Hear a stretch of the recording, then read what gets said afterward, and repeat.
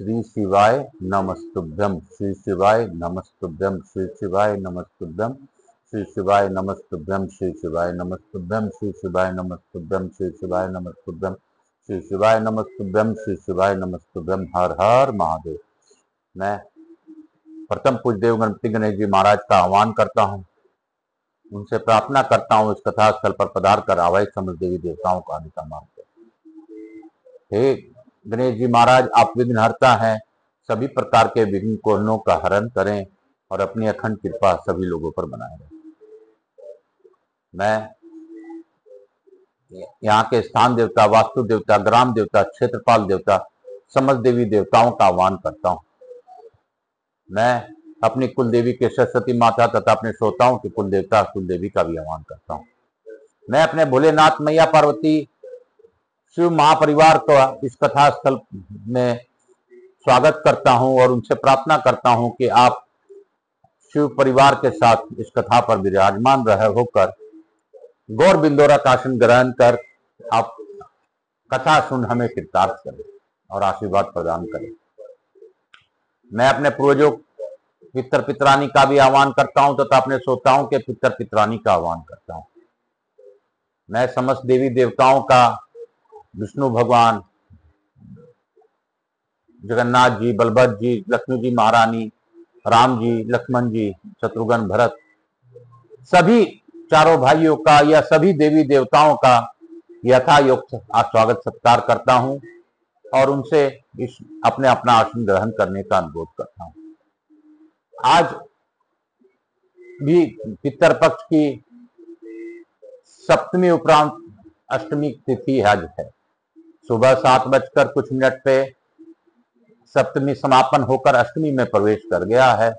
आज सप्तमी के और अष्टमी के दोनों के श्राद्ध लोग निकाल रहे हैं, तो सभी को बाबा भोलेनाथ की कृपा बनी रहे। और आज मेरी दादी स्वर्गीय चमेली देवी राजगढ़िया और मेरे पिता श्री उमाशंकर राजगढ़िया जी का भी श्राद्ध है। यूं तो हमने गया श्राद्ध किया है, लेकिन फिर भी शास्त्र में कहा गया है हमें 3 पीढ़ी का श्राद्ध करना चाहिए। मैंने जगन्नाथपुरी के शंकराचार्य का भी श्रवण किया है, उनके भी बात यही है कि 3 पीढ़ों का तर्पण करना चाहिए। हमने भले ही गया जी या ब्रह्म कपाल में उनको छोड़ दिया है, उसके बावजूद भी 3 पीढ़ी का हमें श्राद्ध करते रहना चाहिए, क्योंकि गया श्राद्ध सिर्फ उनके आगे की गति प्राप्त करने के लिए होता है। उनको मुक्ति मिला नहीं मिला हमें कुछ पता नहीं होता है। तो मैं दत्तात्रेय भगवान से प्रार्थना करता हूँ, भोलेनाथ से प्रार्थना करता हूँ कि हे दत्त भगवान, आप सभी लोगों को मुक्ति प्रदान करें। जो भी अपेक्षा है, आज जिनका भी श्राद्ध है, सभी लोगों को मुक्ति मिले और मेरे इस जप के माध्यम से मुझसे किसी भी प्रकार के कोई भी मेरे रिश्तेदार, बंधु बांधव, मेरे ससुराल पक्ष के, नाना पक्ष के तथा मेरे हितकारी जो भी मेरे से आस लगाते हैं, उनको इस आपके नाम जप और प्रार्थना से ही मुक्ति प्रदान कर दीजिए। हे दत्तात्रेय भगवान, मुझसे किसी प्रकार की त्रुटि हो रही हो तो क्षमा कर दीजिए। मैं अपने भोलेनाथ से प्रार्थना करता हूं कि आज की कथा में चारों ओर सुरक्षा कवच बनाने का कष्ट और कृपा करें और गणेश जी और हनुमान जी इस चक्र की सुरक्षा करें ताकि कोई विघ्न बाधा न पड़ सके। मैं अपने भोलेनाथ का स्मरण करते हुए, अपने माता पिता का स्मरण करते हुए हम लोग थोड़ा सा नाम जाप करते हुए आज की कथा की ओर बढ़ेंगे। आज हम लोग सौधा माता का भी थोड़ा सा जप करेंगे, क्योंकि सौधा की माता के तरफ से ही उनकी पूर्ति हमारे पितरलोक में पितरों की होती है। श्रीम ओम श्रीम क्लीम सौधाये नमः। ओम श्रीम क्लीम सौधाये नमः।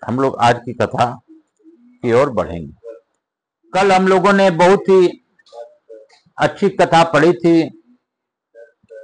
चैत्र मास की शुक्ल पक्षिया त्रयोदशी को जो भक्ति भाव से विधि पूर्वक उस लिंग का पूजन करता है उसे पुंडरीक यज्ञ का फल प्राप्त होता है। बोलो शंकर भगवान की जय, बोलो सोमेश्वर महादेव की जय। महादेव जी कहते हैं, देवी कृत स्मर से लेकर अर्क स्थल तक दोनों देवताओं के मध्य भाग में सूर्य क्षेत्र कहा गया है। इसी में 8 सिद्धियां निवास करती है। वह सूर्यदेव के तेज का मध्य भाग है जो सबका सब स्वर्णमय है। यह क्षेत्र भगवान सूर्य को सदैव प्रिय है। सूर्य ग्रहण का पर्व आने पर यह कुरुक्षेत्र से भी अधिक पुण्यदायक होता है। ब्राह्मी, सरस्वती, हिरण्या तथा समुद्र तीनों का संगम कोटि तीर्थों का फल देने वाला है। वही देव माता है, वही भगीश्वर विराजमान है तथा नाग स्थान भी वही है। इस प्रकार संक्षेप से ही यह अर्क स्थल का महत्व बताया गया है। वहां एक विवर आज भी प्रत्यक्ष प्रकट देखा जा सकता है। उसका नाम श्री मुख द्वार है। प्रिय मातृकाएं उसे द्वार की रक्षा करती हैं। जो 1 वर्ष तक नियम से वहां मातृका गणों का तथा सुनंद आदि देवों का विधि पूर्वक पूजा करता है उसे सिद्धि प्राप्त होती है। इसलिए सर्वथा प्रयत्न करके वहां अर्क स्थल के समीप समस्त मातृकाओं का पूजन करे। ये मातृकाएं प्रभात क्षेत्र में सुनंदागण के नाम से विख्यात हैं। भगवान आदित्य सूर्य सब देवताओं के आदि कहे गए हैं। वे आदि करता है,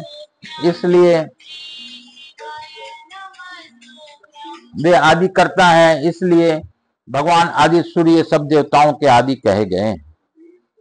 इसलिए आदित्य कहलाते हैं। सूर्य के बिना न तो दिन होता है, न रात्रि होती है, न तर्पण होता है, न धर्मानुष्ठान होता है और न संपूर्ण चराचर जगत की सत्ता ही रह जा सकती है। आदित्य ही सदा सबकी सृष्टि पालन एवं संहार करते हैं। इस कारण ये त्रिमय हैं। तीनों लोक इनके स्वरूप हैं। अब मैं मंत्रों द्वारा महात्मा भास्कर के पूजन का विधान बताता हूँ। पहले मुख की शुद्धि करके विशेष रूप से स्नान करें। फिर वस्त्र शुद्धि के पश्चात संध्योपासना द्वारा मन की शुद्धि करें। उसके बाद सूर्य देव की मूर्ति अथवा किरण का स्पर्श करें। मुख की शुद्धि दातुन से होती है, इसलिए पहले उसी की विधि कहता हूं। महुआ के दातुन से पुत्र लाभ होता है। मदार के दातुन से नेत्रों की सुख मिलती है। बैर की दातुन से प्रवचन की शक्ति प्राप्त होती है। व्रती भट्ट कटैया के दातुन से करने से मनुष्य दृष्टि पर विजय पाता है। बेल और खेर की दातुन से निश्चय ही ऐश्वर्य को प्राप्त होती है। कदम से रोगों का नाश होता है। अति मुक्त तक कुंद का एक भेद से धन लाभ होता है। अड़ूसा के दातुन से सर्व गौरव की प्राप्ति होती है। चमेली की दातुन से जाति से प्रधानता होती है। पीपल यश देता है। शरीर की दातुन का सेवन करने से सिरस की दातुन का सेवन करने से सब प्रकार की संपत्ति प्राप्त होती है। चीरी हुई दातुन नहीं करनी चाहिए जिसमें कीड़े लगे हों, जो आधी सूखी या टेढ़ी हो तथा जिसमें छिलका ना हो, ऐसे दातुन कभी ना करें। एक बित्ते की दातुन काम में लेनी चाहिए। इससे बड़ा या छोटा हो तो त्याग दें। पूर्व या उत्तर की ओर मुख करके मौन भाव से सुखपूर्वक बैठ जाएं और मनोवांछित कामना मन में रखकर निम्नलिखित मंत्र से दातुन की अभिमंत्रित करें। वर्दम त्वाभिजुजम जानामि कामम यक्ष वनस्पते सिद्धिम प्रत्यक्ष से मैं नित्यम दंत काश नमोस्तुते। वनस्पति में तुम्हें जानता हूं, तुम वर देने वाली हो। मेरे मनोरथ पूर्ण करो, मुझे प्रतिदिन सिद्धि प्रदान करो। दंत काश तुम्हें नमस्कार है। इस प्रकार 3 बार जप करके दातुन करें। इसके बाद उस दातुन को धोकर किसी पवित्र स्थान में फेंक दें। पार्वती बिना चिरी हुई दातुन से जीभ को न साफ करें। यदि उसकी जीभ साफ करनी हो तो उसे चीर कर अलग अलग कर लेनी चाहिए। प्रतिदिन सवेरे बासी हो जाने पर कारण मुख अशुद्ध होता रहता है, अतः उसकी शुद्धि के लिए सूखी या गीली दातुन अवश्य करें। जिस दिन दातुन का निषेध हो उस दिन 16 कुल्ला कर लें अथवा उन वृक्षों के पत्ते या सुगंधित मंजन आदि के द्वारा मुख की शुद्धि करनी चाहिए। तदंतर शास्त्रोक्त विधि से स्नान करके स्थानांतर्गत तर्पण एवं संध्या वादन करें। उसके बाद विद्वान पुरुष सूर्य देव को जल की अंजलि दें और पूर्वाभिमुख होकर त्रय अक्षर मंत्र का जप करें। इस प्रकार पवित्र में एकाक्षित हो तांबे के पात्र से कनेर के फूल रखें, फिर उसमें तिल, चावल, कुशा, गंध युक्त जल, लाल चंदन तथा धूप डालें। इस प्रकार अर्घ्य करके उस पात्र को अपने मस्तक पर रखें और धरती पर दोनों घुटने टेक कर मलमूत्र का उच्चारण करते हुए सूर्यदेव को अर्घ्य दें। जो इस प्रकार अर्घ्य निवेदन करता है वह सब पापों से मुक्त हो जाता है। दीक्षा और मंत्र से रहित पुरुष भी यदि भक्ति पूर्वक 1 वर्ष तक इसी प्रकार अर्घ्य दे तो उसके फल को अवश्य प्राप्त हो करता है। इस जन्म में वह स्त्री सहित सुख का भागी होता है और अंत में भगवान सूर्य नारायण में लीन हो जाता है। आप्ययस्व, इस मन से चंद्रमा की पूजा करें। अग्नि मूर्धा, इस मन से मंगल की। उद्बुद्ध्य स्वाहा इत्यादि मन से बुध की अर्चना करें। बृहस्पति, इस मन से बृहस्पति की। शुक्र इत्यादि मन से शुक्र की। शुक्र। शनो देवी, इस मन से शनैश्चर की।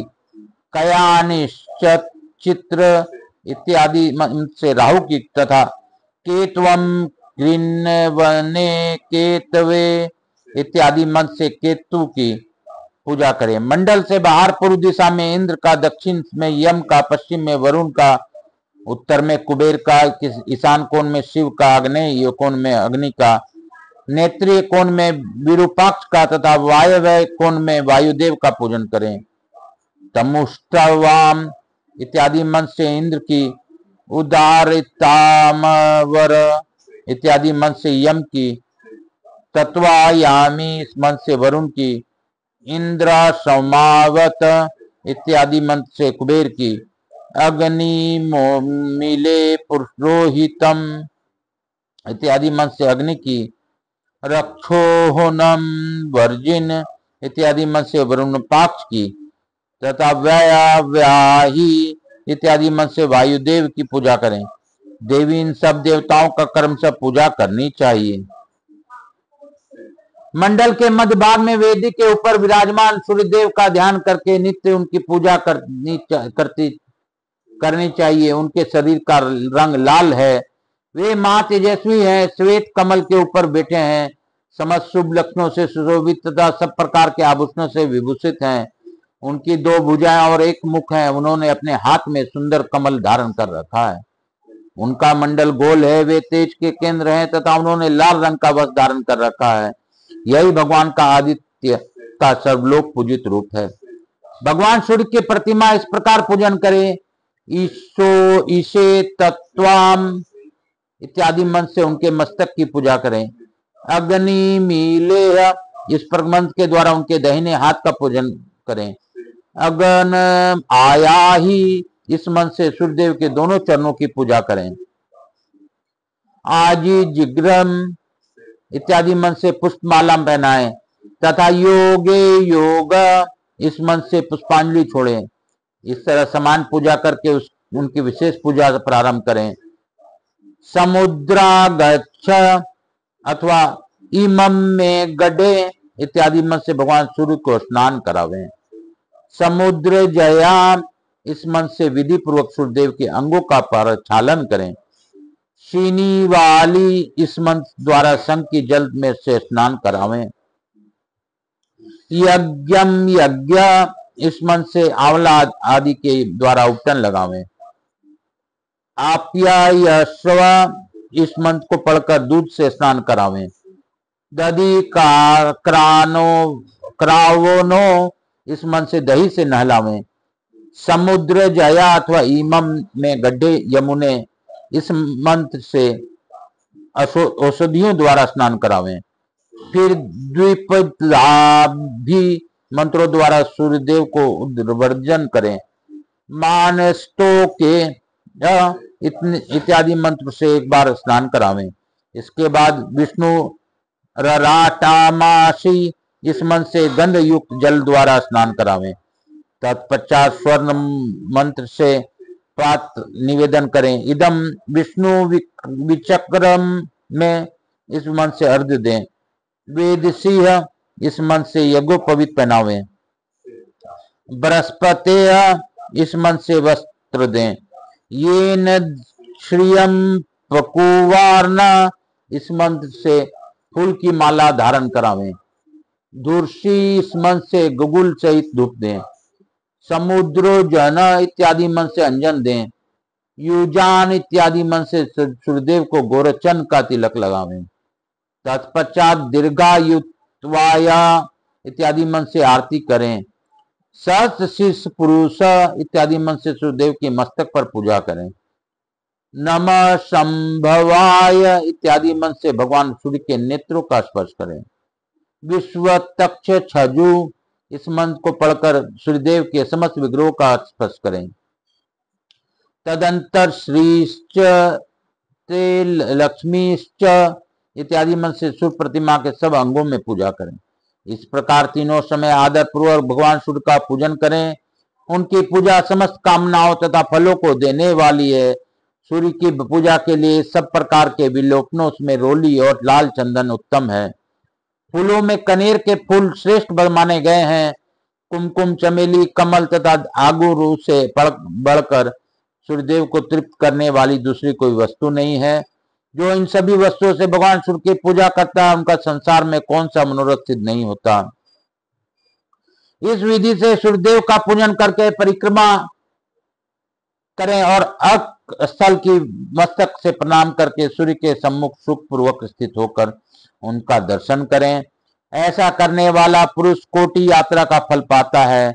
ब्रह्मा, विष्णु, महादेव, अग्नि और कुबेर आदि सब देवता भगवान सूर्य के आश्रित रहकर भूलोक में आनंदित होते हैं। इसलिए मैं सूर्यदेव के समान दूसरे किसी देवता को नहीं देखता। महादेवी सूर्य की स्तुति करके मंत्रोच्चार पूर्वक उनकी 7 बार परिक्रमा करनी चाहिए। तमुष्टवाम यह ऋग्वेदीय मंत्र पहली परिक्रमा के लिए बताया गया है। एतो निंदवस्त्रवाम इस वंश से दूसरी परिक्रमा कही गई है। इंद्र शुद्धो न आगाही इस मंत्र से तीसरी परिक्रमा करनी चाहिए।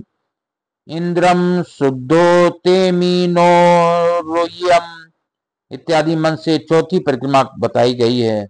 अस्य वामस्य इत्यादि मंत्र से 5वां परिक्रमा करनी चाहिए।